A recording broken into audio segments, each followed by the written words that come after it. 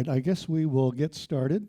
My name is Steve Noble, and I'm a professional photographer, wildlife, scenic, and cinematographer. And this is one in a series of lectures on how to improve various photographic skills. Today we're going to cover some actually very interesting topics. We're going to look at panoramic photography. We're going to look at something called HDR photography and time-lapse photography. These are all things that can really dramatically improve your photographic skills as well as your memories of the places that you go and visit. We're going to start here with panoramas. And this is a photograph of Iguazu Falls. And you'll notice that the photograph is taken in the vertical position, right? I can either elect to hold my camera horizontally or vertically. This one is taken in the vertical position because my intent is to create a panorama. And so I'm going to take photo number 1, and then I'm taking photo number 2 here. And if we look at these two images side by side, you'll notice that photo number 2 has about half to 1/3 of the image that exists in photo number 1. This area is called the overlap. And so if we were to put those two images together, we have extended our perception of that scene. You'll notice that there are some things in our sliding of those two images together that did not line up properly. Here's one such item, and these are things that we will take out later. So here's again image number 1, image number 2, 3, and 4. Those 4 images comprise the total view that was in front of me that I wanted to try to capture. And each of those images overlap the prior image by 1/3 to 1/2. And what we're going to do now is I'm going to actually demonstrate the procedure that I would use once I got home to put these images together. So this is a program called PT-GUI, strange name, excellent program. And PT-GUI will assist us in stitching those 4 images together. So all I've had to do is import these 4 images. In other words, tell the program, I want this one, this one, this one, and that one. And now I'm going to say align images. And it very quickly aligns those images. And we now have 4 images put together. But it's not ideal yet. You can see some issues with this image. Let's go back to our Photoshop, or our PowerPoint. But that's how easy it was to stitch those images together. It was not complicated. I literally pushed one button, and the process was pretty much automated, which is very nice. Yes?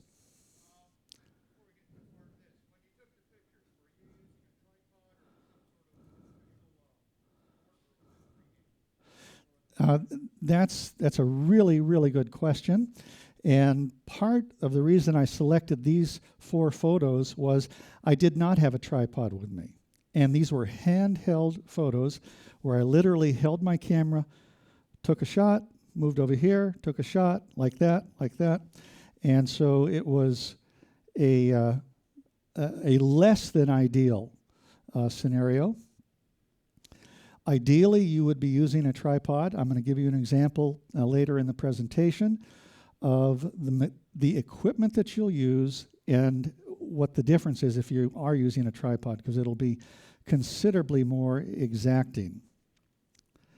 And so this is where we left off, and this is the image that was stitched together, and you'll notice that there are some alignment issues. We have an area on the left-hand side that's not quite right, an area on the top there, an area on the right. As well as when I look at this image, I can immediately see I don't have any true blacks in the image, so I would bring up something in Photoshop called levels. And there's actually a number of ways of doing various adjustments in Photoshop. But I would adjust the levels of this photo. I would likely sharpen this photo, and I would likely saturate the colors a hair because they're a bit muted. And this is the finished photo. So you can see from this image here to this image here, it has a lot more pop and pizzazz. Now, panoramas can be accomplished very simply with your smartphone as well. This is a photograph taken of a marina. I'm literally standing on the balcony looking out of my stateroom, and I can see the marina, and this is the image shot in a horizontal fashion with my camera. So I'm holding up my phone like this, and I'm taking a photo, right? If I wanted to do a panorama of this shot, because this is actually the entirety of the scene, and you can see on the right-hand side of the image was an old historic fort, and I couldn't capture both the marina and the fort, and in fact the entire peninsula in the one image. So I elected to do a panorama. Here's how easy it is to do a panorama. You turn your phone on, and of course every camera is different, every phone is going to be a little bit different, but I'm going to tell you how it's done on my phone here. I'm going to select the camera mode, and then I'm going to more for more functions, and I'm going to select panorama. I'm going to hold my camera up in the vertical position like this, and I'm going to press the shutter button, and I'm simply going to pan the image like that and let go. When I let go, I'm telling my camera I wanted to start here and I wanted to end here. That's the extent of the scene that I want to capture. Once I let go, it literally will take a few moments. It will process that image in the camera and provide you the following here. Well, first let's go to why, one of the reasons that this is such an advantage. Here's my one horizontal image that I could capture with one photo. Here's the one vertical image, and the camera will take a succession of images automatically. You're not having to press the shutter. It's happening automatically for you. But notice that you are capturing a significantly larger area in your photograph, and each one of those photographs is the maximum pixel density of your camera's capabilities. So instead of having one 22 megapixel image, I might have a 150 megapixel image now. Considerable more resolution, and that's a gigantic advantage. So here is the finished panorama, and you can see that the detail is there, and if you chose to print this out in a panoramic mode, it would be quite easy to do.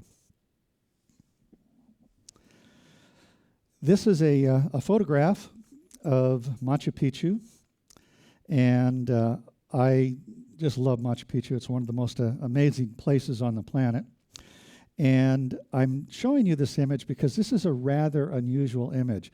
What you're seeing in this photograph is a combination of 180 photographs put together. And the reason I did that is I wanted to create this massively large file so that if I wanted to create a 15-foot mural with this photo, I could do so. So even though your camera might have a megapixel count in the 10s or 20s, by combining images together like this, you can dramatically increase the resolution of your final image and therefore the output of your final image. Now, if you were at one of my prior lectures, you remember that we talked about what a pixel is, and that if we were to zoom in on that tiny area in this photo, and we actually did this on a photograph in a prior lecture, if we zoomed in that tight, we actually see all those little squares. We see those pixels because there aren't enough of them in a dense enough fashion to allow us to see the entire scene. Let's go back to Photoshop for a moment.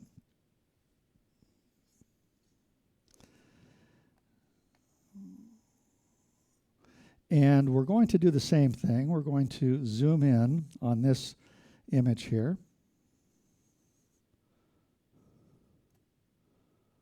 And so we've zoomed into that really tiny, tight space, and guess what? We have complete clarity. Very, very high resolution. So what a tremendous advantage both HDR and combined with panoramas can create these marvelous total images.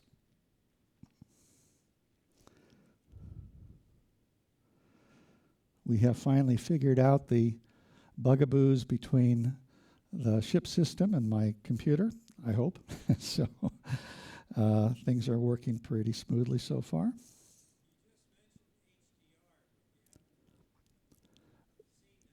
We are working up to HDR, sir, and it is a kind of a linear process so far where I wanted to show you taking multiple images. I wanted to show you stitching those images together.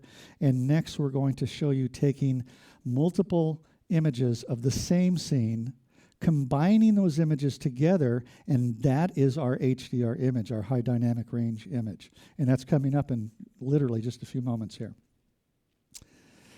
So, all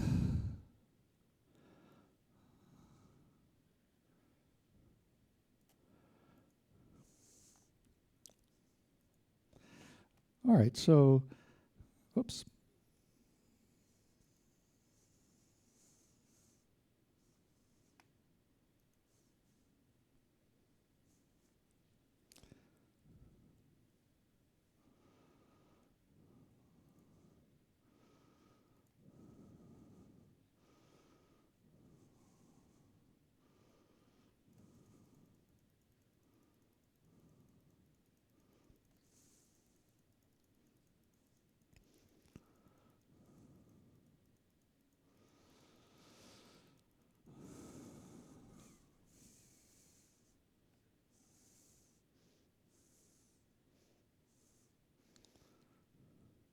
All right, so here we have a 22 megapixel image of that same scene, and we can see that the quality, the clarity there is considerably less. And if we have created our panorama, we have a significantly higher quality, much clearer resolution, HDR. Okay, so this is one of the world's most amazing places. This is called Darwin's Arch in the Galapagos Islands, and very few people on the planet have actually seen this arch, and sadly no one will see it in the future because it met its demise just this last year. And so Darwin's Arch was located in a very remote place in the Galapagos chain, and the only people that went there were avid divers, which I am one. And so we were diving at the Galapagos Arch, and I wanted to capture some images of the arch. The image that you see here on the screen is the image that my camera's light meter indicated was the proper exposure. And you can see that it's a relatively even exposure. The sky is not overexposed, nothing is terribly overexposed, nothing is terribly underexposed, but there's not a lot of definition or contrast in this image.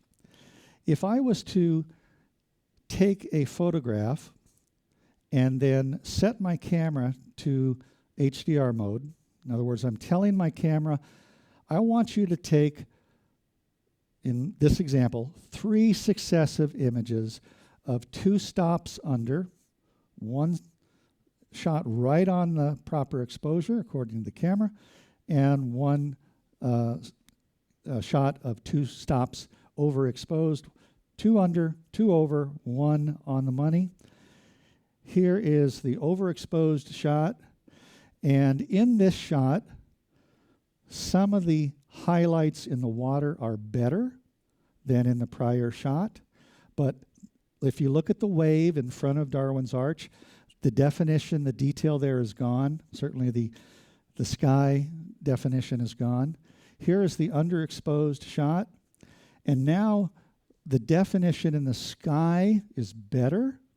The definition in the waves is, in the wave that is splashing over the rock is better. So each of these three images has qualities that are better than the other three images. Wouldn't it be nice if we could combine the best elements of each of those three images into one shot? And that is what we are going to attempt to do right now.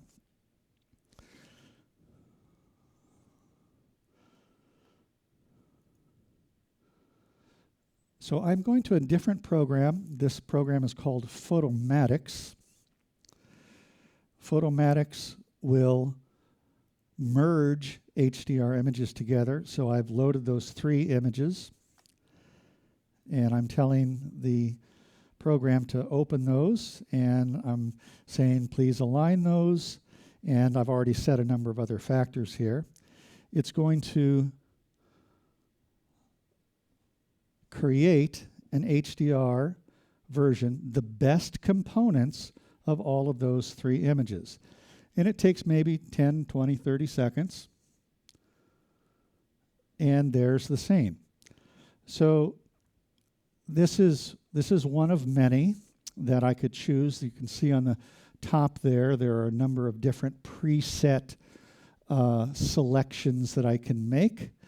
And I would probably tweak this a little bit and then take it into Photoshop and adjust it in a more of a fine-tuning fashion.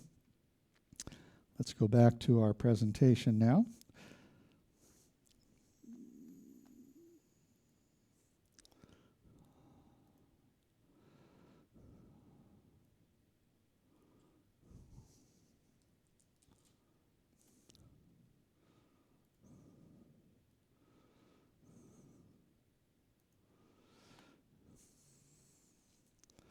Okay, so here are those three images. And let's see if we can get this to go.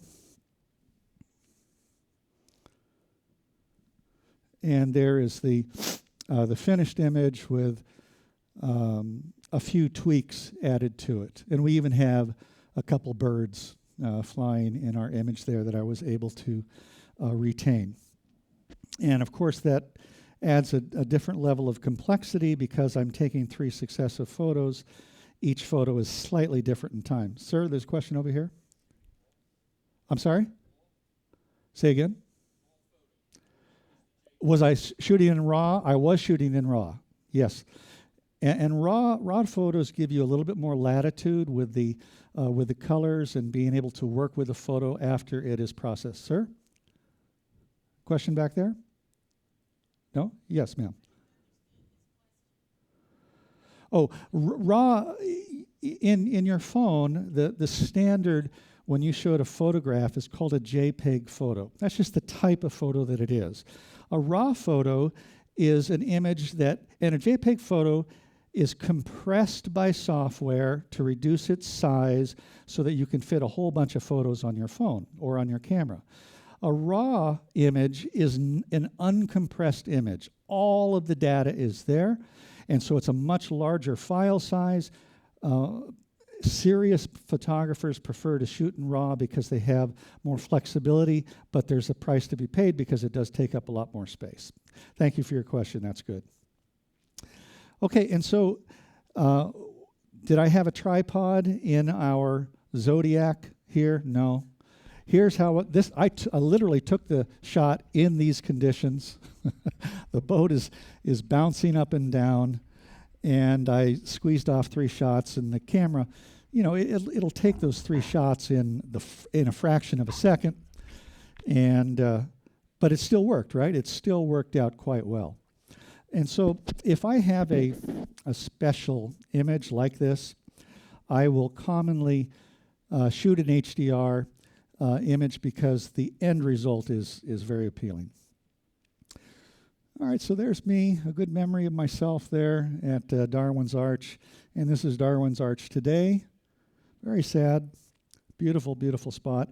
I'm glad that one of the beauties of photography is the ability to memorialize something beautiful and significant, and I'm glad that I think I've done that in that photo.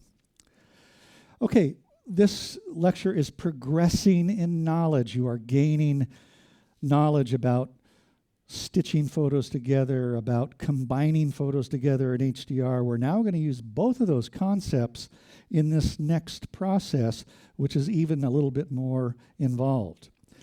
This is a unique place called Horseshoe Bend, and Horseshoe Bend is just an amazing spot. And when I look at this image, there are some things that jump out at me right away is that could be just a lot better. And one of them is we have a lot of people in the foreground of our image. Yes, I could probably remove them painstakingly with Photoshop, but that's not the best answer. I could move closer. So let's move closer to the rim. And our attempt was to see the entirety of this bend in the river. And even at the lip of the rim, I'm unable to capture the entire scene. I'm using a 50 millimeter lens here in this example. And so now as I look at this image, my view of the sky is like minuscule. That's not very attractive. I've cut off my river. That's not attractive. And I'm not really happy with my colors here either. So let's continue thinking here. Well, I can put on a wide-angle lens. And this is a wide-angle lens, and not all, but some wide-angle lenses, if you're really close to your subject, might distort that image and make it look so that it's, not pleasant any longer. This wasn't a solution for me.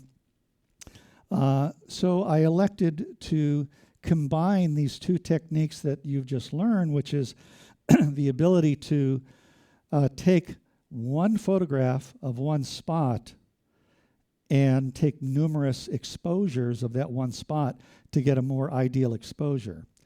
The second element of that is to combine those images together so that we can solve some of the problems we have with the scene, which is not enough sky and not enough foreground.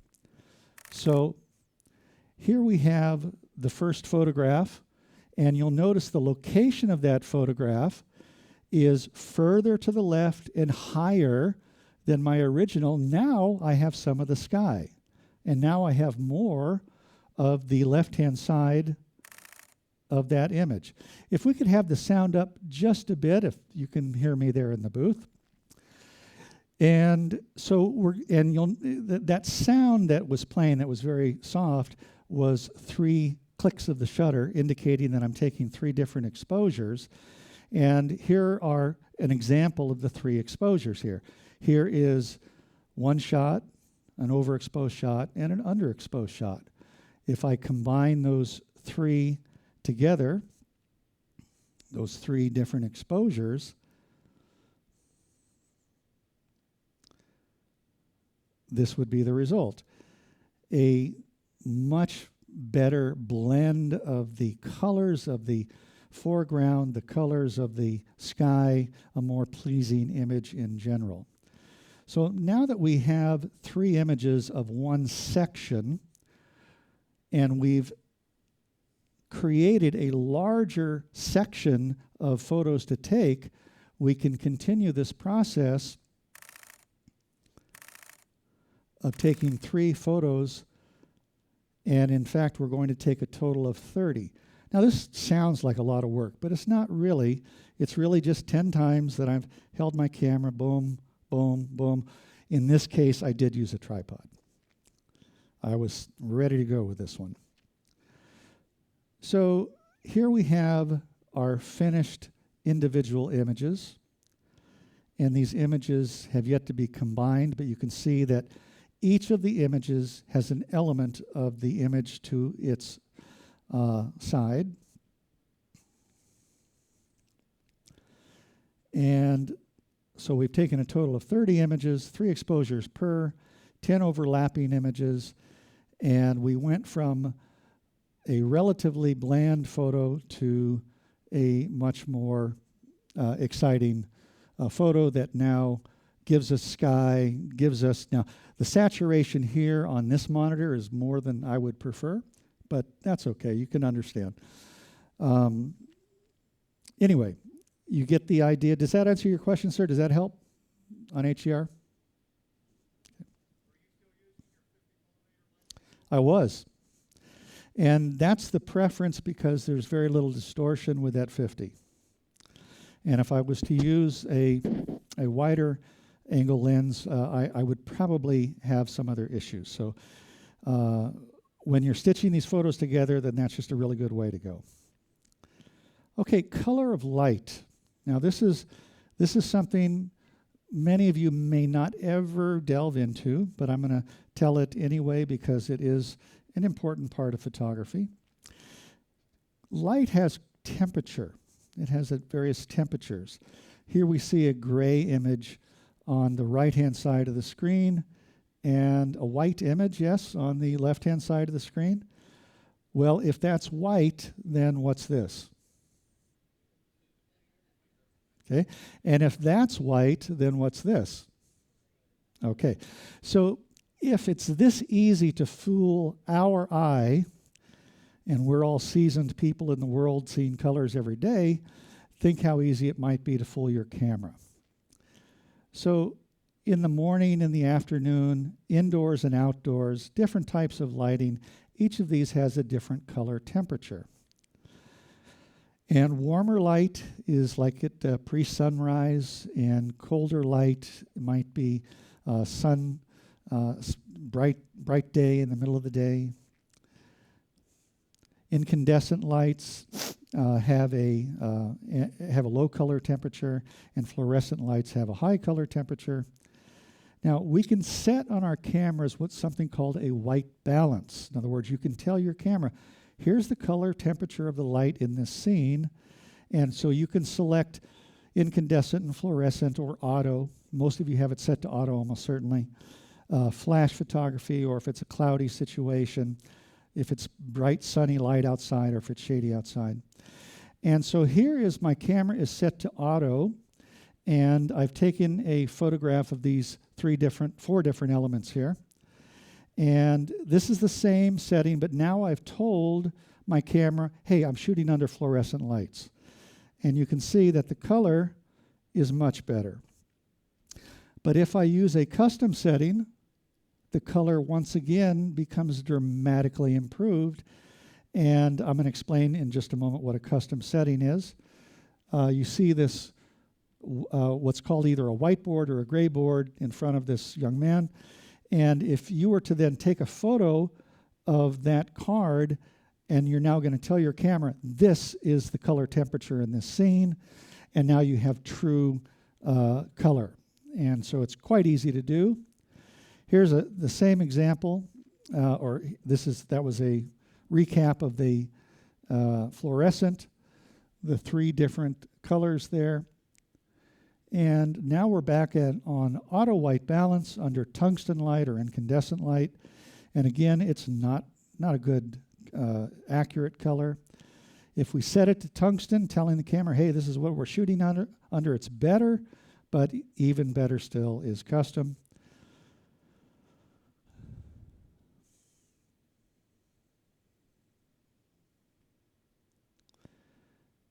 Time lapse. Okay. What's a time lapse? A time lapse is kind of like a movie, all right? And what's a movie? A movie is a still image shown at a very rapid rate. And when we see all these still images viewed at a very rapid rate, we don't see the still images anymore. We see a flowing movement of image. So here's an example of a time lapse. This is in Monument Valley. And this is one of the beautiful things that you can do with time-lapse photography is, in addition to taking a lovely still image of this butte, we can take a time-lapse quite easily. I'm going to explain how that is done on, believe it or not, on your smartphone. If you purchase some additional equipment, there is a product made by DJI, which is I think if I recall the name now, I actually brought one with me and I will bring it during our gear lecture. And in this gimbal, it's a gimbal basically that you put your smartphone in, and this gimbal has a whole bunch of preset software functions that all I have to do is say I want to do a time lapse. And further, I want the time lapse to start here and pan this direction and end up over here. It's really pretty cool. And you can do that quite simply with the push of a few buttons. And so let's look at the difference between movies and time lapse just so we can understand what they are. In a movie, we typically, and the frame rate will vary, but we typically have 24 frames per second. And in a time lapse, we may have 1 frame every 5 seconds. If I'm shooting a stellar time lapse, the stars in the sky, it's probably going to be 1 frame every 20 or 30 seconds. So it's different depending on the subject. In a movie, 1 minute will have 1,440 frames, and in a time lapse, 1 minute will have oh no, that's not right. 12 frames. Oh, I'm sorry. This is how many shots I'm taking in 1 minute. And a movie is designed to give the appearance of a real-time flow of action, whereas the time lapse is designed to give the appearance of time passing quite rapidly. So here's another example in Monument Valley of a beautiful sunrise.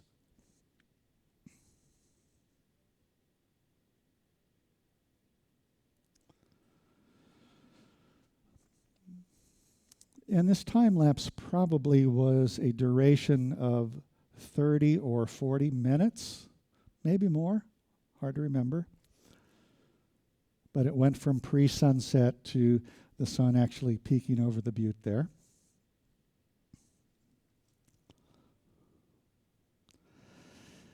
And this is a time lapse that I shot last year, just experimenting with different techniques. This is actually using that gimbal that I was speaking of. I set up a rock in the water and I shot this. Now, if I play that one again, let's see if I can do that. Yeah. Sometimes there are elements in a time lapse that work and don't work. The clouds moving across the sky, I think that works quite well. The leaves of the palm fronds moving and the water fluttering for me is not ideal. It's okay, it's not horrible, but it's perhaps not ideal, but it was an interesting experiment. This is on that same island, and there was a double rainbow that occurred in the midst of that time lapse.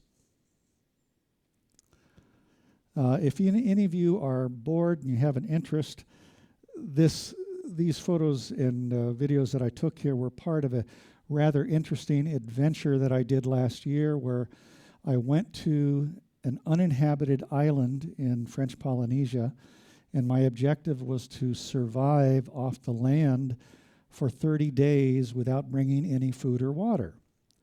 And I was allowed to bring technology like cameras and drones and sleeping bags and things like that, but no food or water. And it was it was just a beautiful experience, and there are 16 episodes in that adventure, and they're all on YouTube. If you search for Steve Noble 30-Day Survival Challenge, you will find those. So here's a video, and I want you to point out some of the things in this video that might be able to be improved, in this time lapse rather.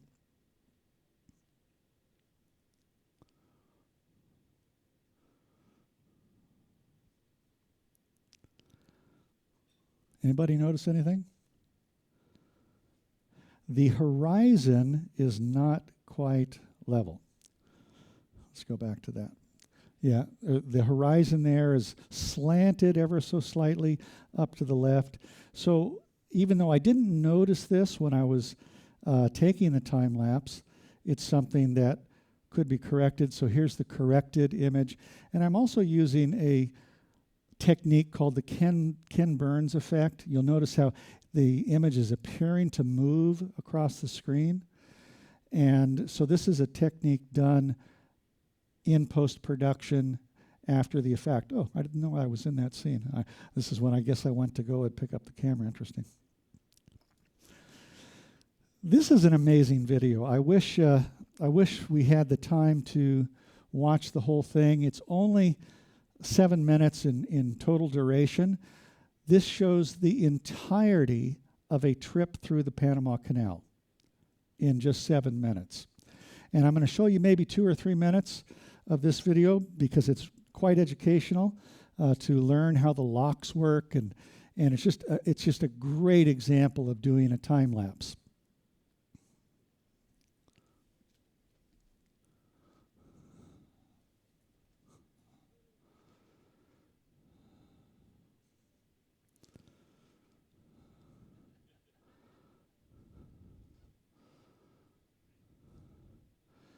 The clouds that day were cooperating beautifully. We had these beautiful clouds that were just rolling past. The weather was perfect. It was like just the ideal conditions.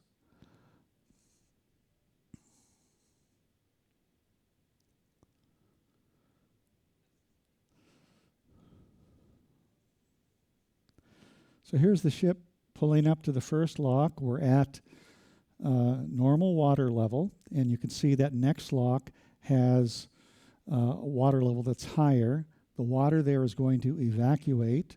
So now those two locks have the same level. We move into that next lock.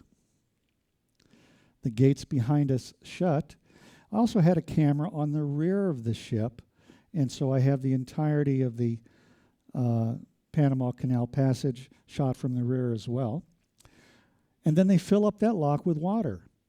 And just like that, thousands of tons of ship, people, and cargo is lifted up to the next lock. We move into a subsequent lock. The doors close behind us. Water is flooded into the lock. The ship rises. The doors open once they get to a level place. And now we are heading off into the lake at this point. Pretty interesting. I've been contacted by a bunch of different educational facilities to use this video, and I'm really happy that they have found a benefit in using this. This is a time-lapse shot in Monument Valley. And this is a shot of the beautiful pinnacle that is there. And we can see the Milky Way as it is moving across the heavens there.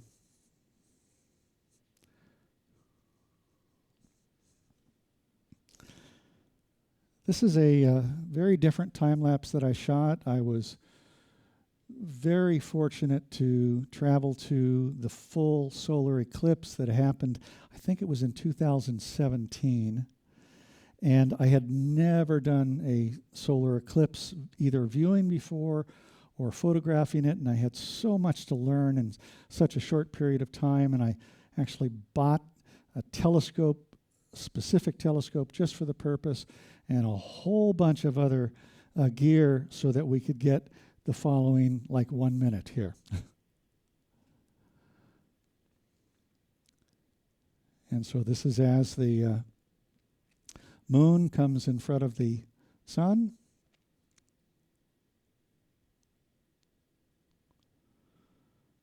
And the hardest part, of course, was that the Earth is constantly turning, and so the telescope had to be minutely adjusted every fraction of a second to maintain the same spot in the scene here. But it worked out just beautifully. And there's actually a video online of how this was accomplished, and that's a rather interesting thing to view as well. Super slow motion. Your smartphone is well equipped to do slow motion. In fact, sometimes the smartphone is better equipped than some of the professional cameras. Here is a clip shot up in a pool on board a cruise ship using a super slow motion.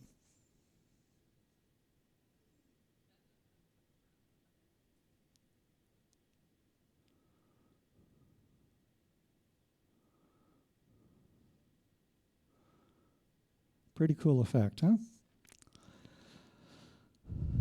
Okay, and so I don't think we have time today to go into any of the gear. We will pick that up on another day.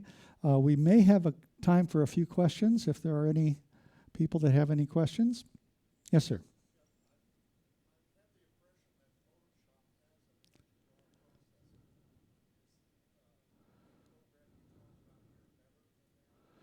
The question is, does Photoshop have an HDR processor, and is the program that I was using, is it better in any way? It's really just a matter of preference. And yes, you can process these photos directly in Photoshop. There is a way to do HDR in Photoshop. This is a program, the one that I was using here, is specifically designed only to do HDR. It's quite simple. And so I've used it for years, honestly. And so for me to compare it against the Photoshop one, I wouldn't be the right person to ask there, but they both can do the job very well. Yes, ma'am.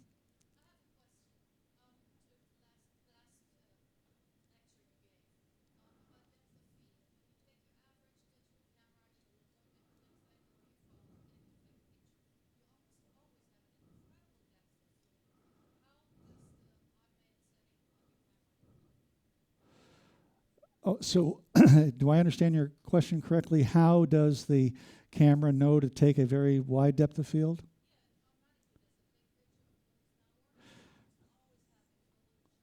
Yes, I'll try to repeat the question. When you're taking a photo with your camera, the depth of field is usually quite extensive, and that's a good thing. How does it know to do that? Well, the camera tries to figure out what the average person wants to accomplish in each shot. And the average person wants the maximum clarity. And so that is the default. If the camera has the ability of using a shutter speed of 1/2000th of a second with an f-stop of f1.4, that would give a very narrow depth of field, it will opt instead for 1/25th of a second at f8. Okay, which will give a very large, deep depth of field. So it's by the programming in the camera to accomplish what it feels the average photographer wants to receive. Yes, sir.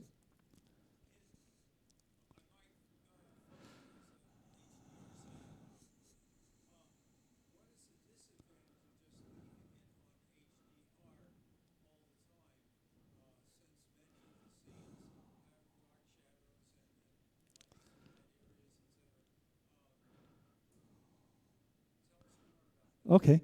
The question is, for those of you who might not have heard, if you have an HDR function on your smartphone, why not just leave it on HDR and take every shot as an HDR photo? Is there any drawback to that? And my answer is, I don't think there is. I think it's a smart way to go. And you're right, every scene has elements that would be better in a slightly under or overexposed shot. And so why not do that? And in many of the HDR programs that exist on the phones, you'll have the ability to go in there and say, you know, I like this one better of those 3 or 4 or 5 shots, and you can then select that one as well. So I don't see a drawback at all. It's a good thing to do. Folks, I'm afraid that's all the time that we have for today. Thank you so much for attending. I look forward to seeing you next time.